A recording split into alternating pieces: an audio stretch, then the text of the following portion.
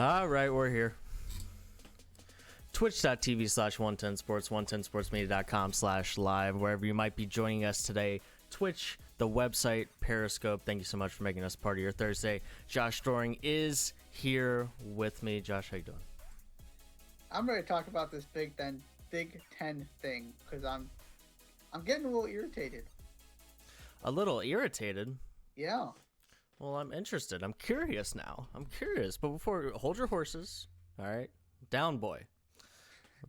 Let's talk about, real quick, what we're going to talk about on the show today. We're going to play James Harden trade game in the second segment of the first hour. I'm going to have to get it out of my head that I don't want James Harden on my team. So I'm going to have to channel my inner Nets front office, my inner Philly front office, and try to decide. Josh here is going to propose some trades.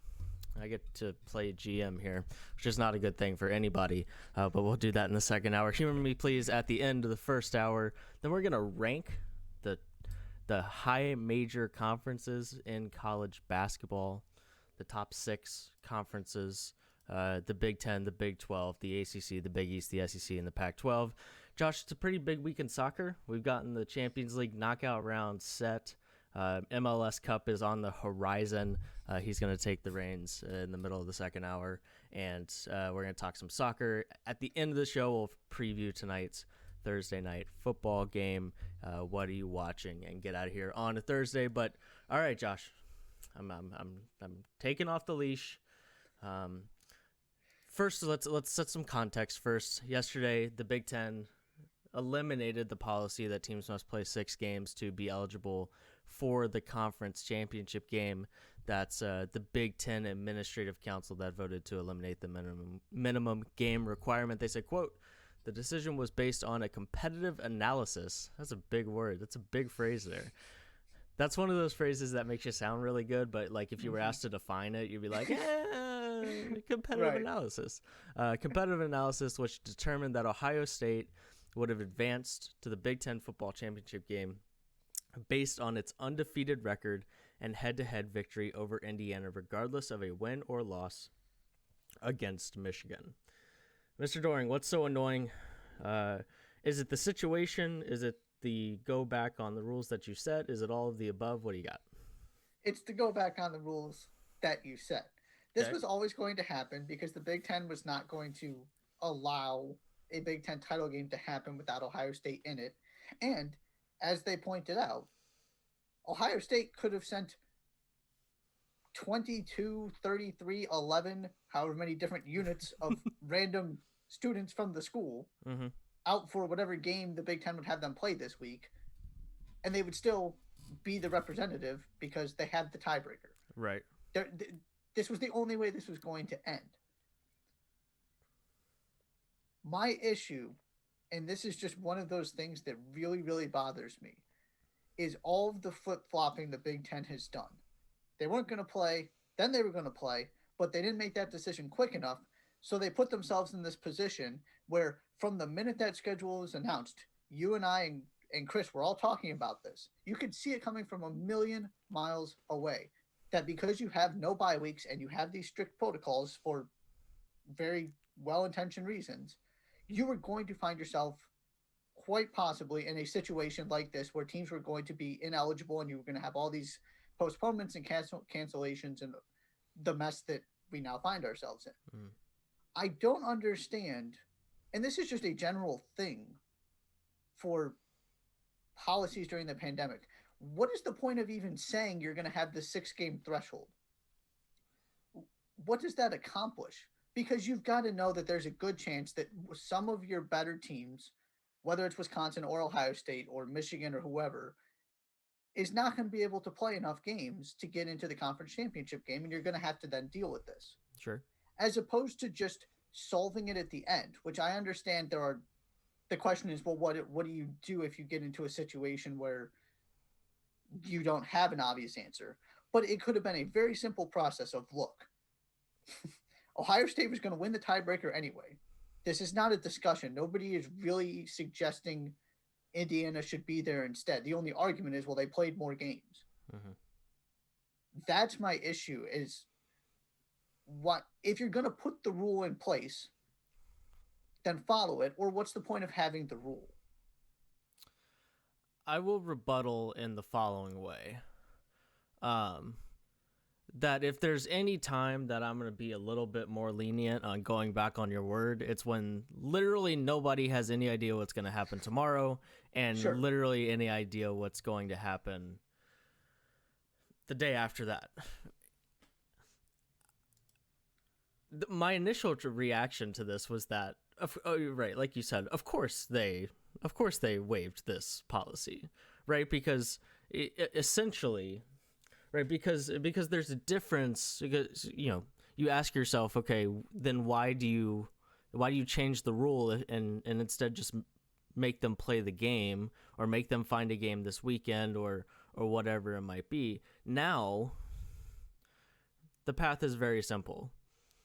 If Ohio State manages to beat a Northwestern team that they should beat the crap out of, then there's literally nothing anybody else in the country can do to get into the college football playoff. And that's ultimately the motivation here is not the Big Ten title game. The motivation here is the money that they get from having a team in the college football playoff. And what the Big Ten effectively has done here is put Ohio State's playoff destiny into the hands of Ohio State, because there was a world in which if Ohio State's not in that Big Ten title game and Florida beats Alabama in the SEC championship game, then Florida and Alabama are in the college football playoff together at the expense of Ohio State. Now, I find it hard to believe. Right, it was like the Big Ten championship a couple seasons ago when it was, who was it that won? Was it Penn State? They were like 7th and won the college football playoff, and then were still won the Big Ten title game, and were still held out of the college football playoff. It would have been similar to that.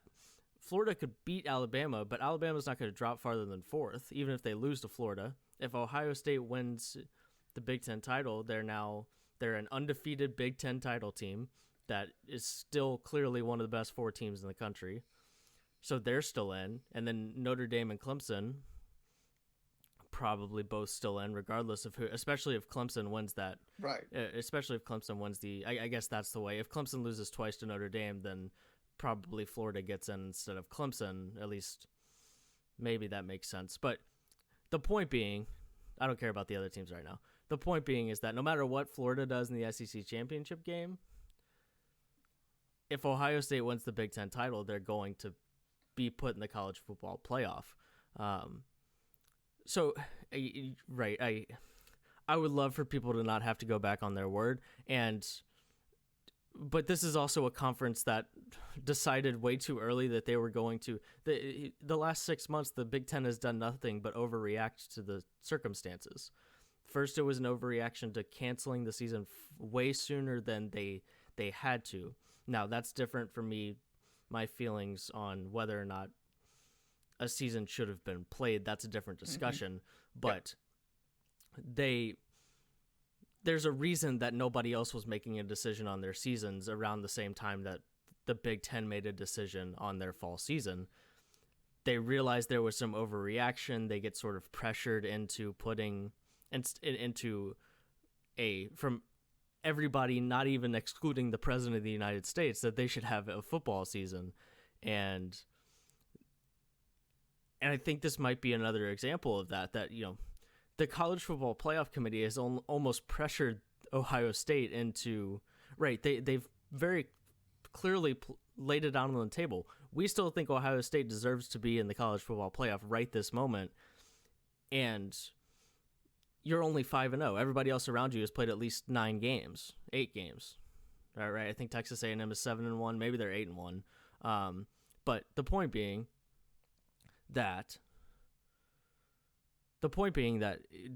it's clear that the college football playoff committee wants to put Ohio State in the playoff.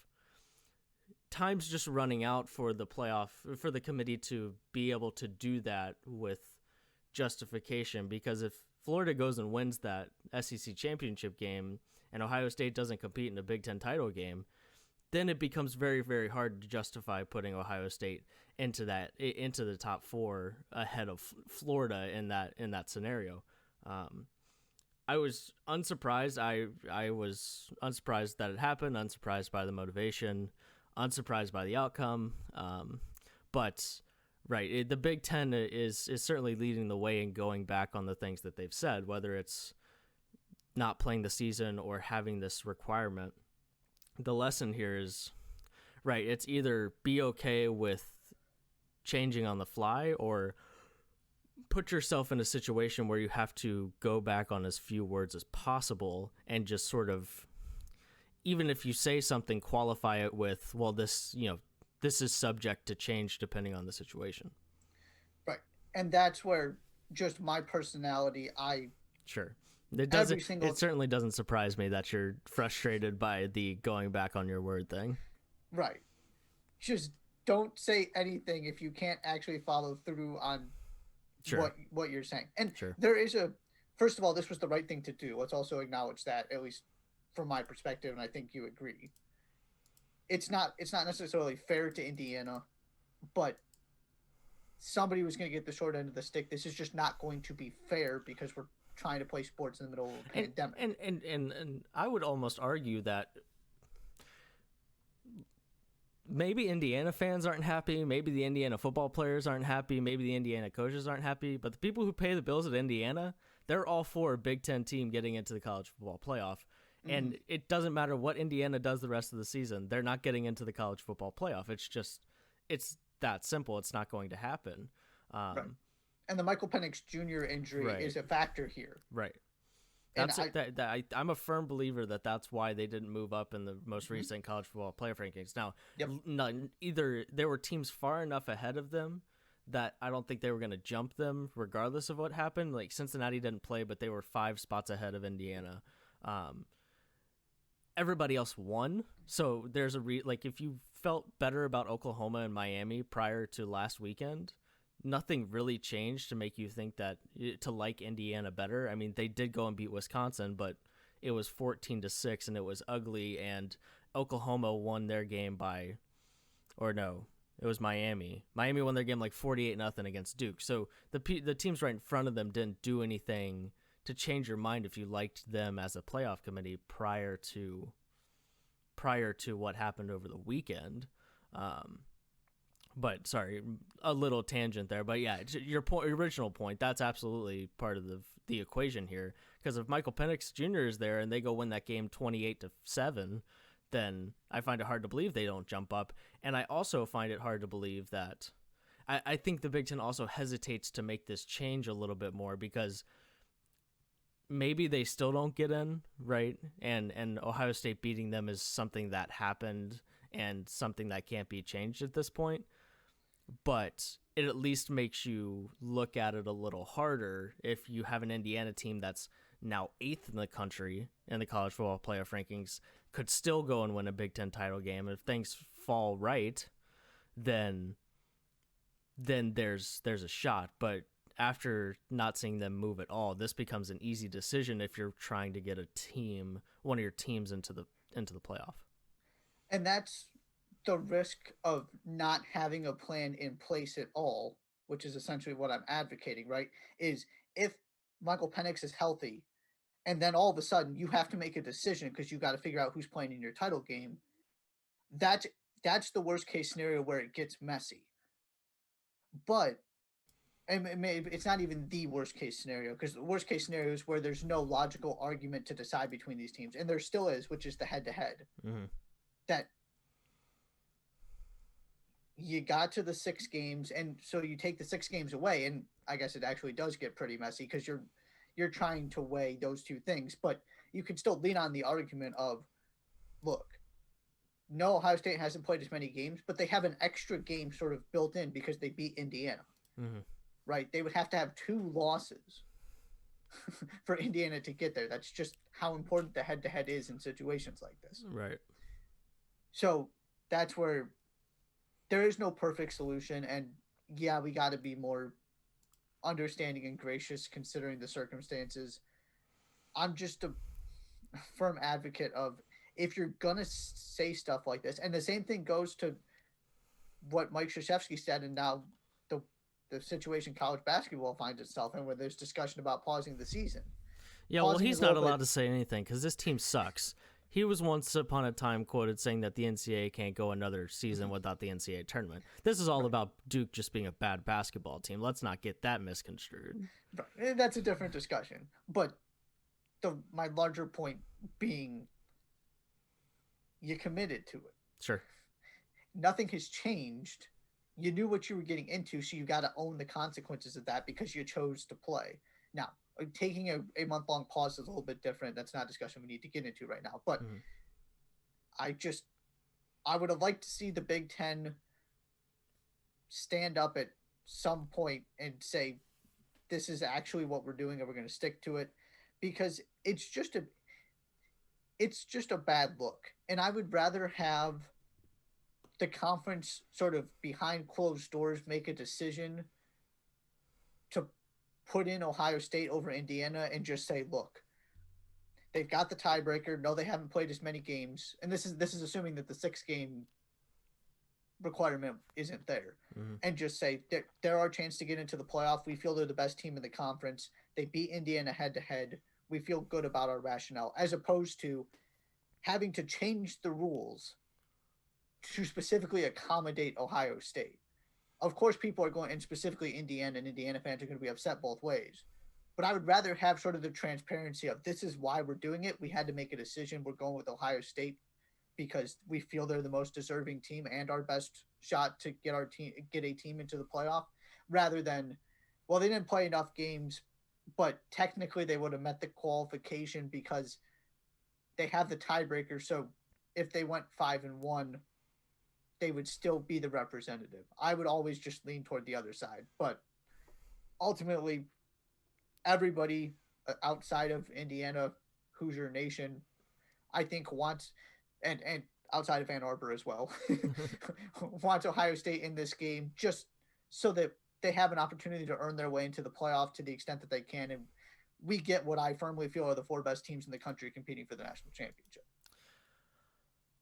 I think part of the reason why you have to at least put some sort of parameters early in the season, because that sets a slippery slope for Yes. a team like what if Michigan going into this weekend was also 6-0, and and we're talking about it's either a 6-0 Michigan team or a 5-0 Ohio State team, and they say, listen, let's fabricate COVID cases, or let's say they're both 5-0. And there's a reason that you pick. I'm digging myself my own grave here. But let's say this. Let's say they're both 4-1, and basically the winner of that game represents Indiana's not part of the equation. They're both 4-1. The winner's going to go to the playoff. But Michigan has a much better loss than Ohio State, in theory.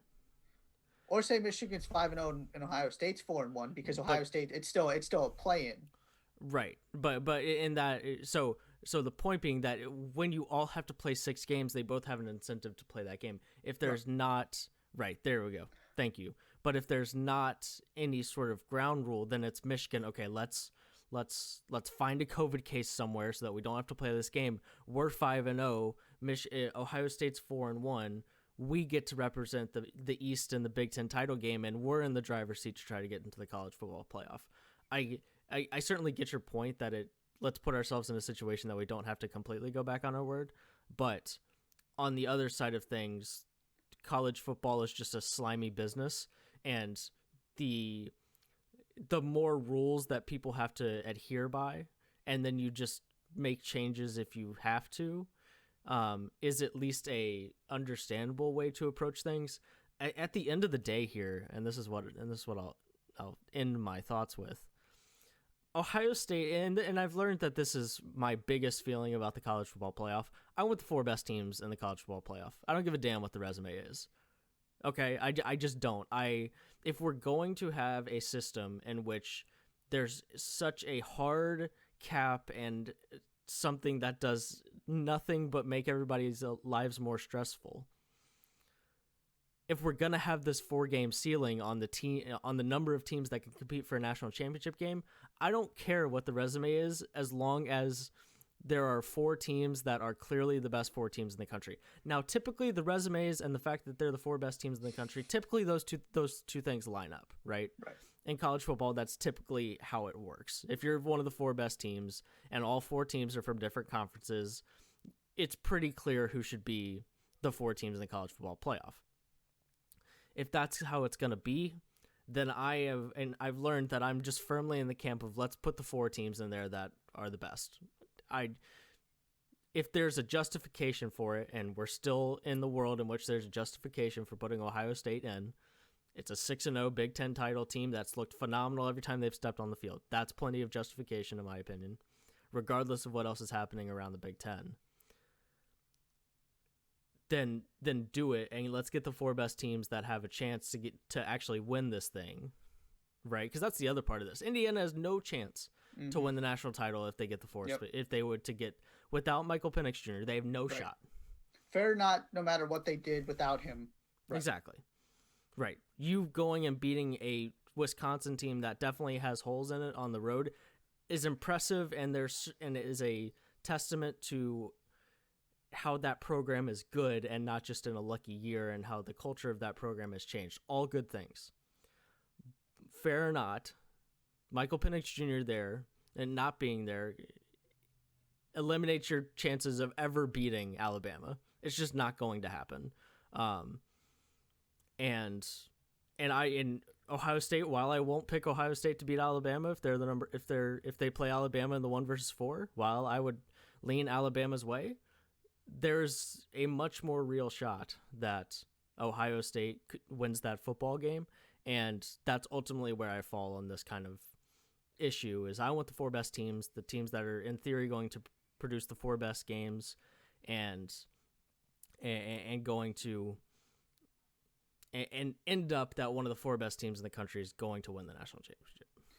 And real quick to your hypothetical, right? That's the worst case scenario is you get into something like that. But even then, you can just sit there and say the week before on Sunday, right after they're both finished their 5th game, you say, we've decided you got to have 6 games to be eligible, which incentivizes teams, if they can play without skirting COVID protocols, to play. And if one of them can't, then you go reschedule and give that other team a 6th opponent to earn their way in. Sure. There are ways to do it, but you're absolutely right. That's the danger, and I fully acknowledge that, of my let's not commit to anything strategy. Is sometimes you need to have a plan to a certain extent, but I just think there are ways around it. You can be transparent on a week-to-week basis, or the week before you get into that situation about, here's the thought process, this is the situation as we see it. For sure. Coming up next, we're going to play James Harden trade game. It's going to be fun. We'll do that next. 110 Daily on the 110 Sports Network.